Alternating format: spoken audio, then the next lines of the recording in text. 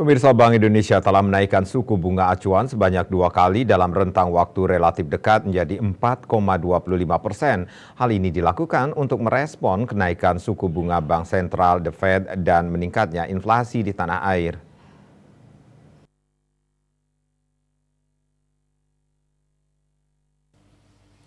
Kepala OJK Regional Bali Nusra Giri Tribroto mengatakan pandemi sudah hampir berlalu, tapi ada tantangan baru terkait dengan isu global, kenaikan suku bunga The Fed, dan beberapa bank sentral.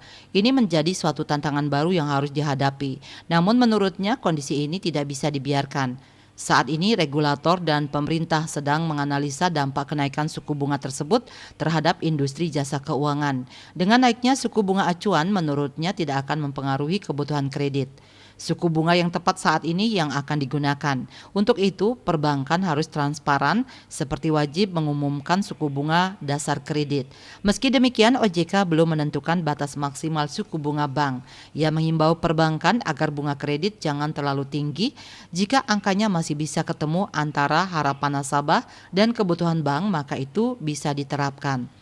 Giri mengatakan bank di Bali diminta terus berinovasi. Sudah mulai bergeliatnya pariwisata dengan mulai masuknya wisatawan baik asing maupun domestik. Meskipun belum sesuai harapan, tapi ia meminta kepada LJK melakukan inovasi untuk melayani transaksi-transaksi yang terkait dengan pemulihan ekonomi.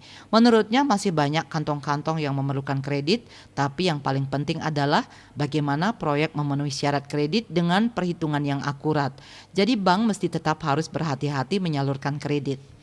Sementara itu terkait dengan ancaman terjadinya resesi ekonomi pada tahun 2023, akademisi ekonomi dari Universitas Udayana, Putu Krishna Adwitya Sanjaya mengatakan beberapa lembaga independen dunia pernah memprediksi dunia akan menghadapi ancaman resesi.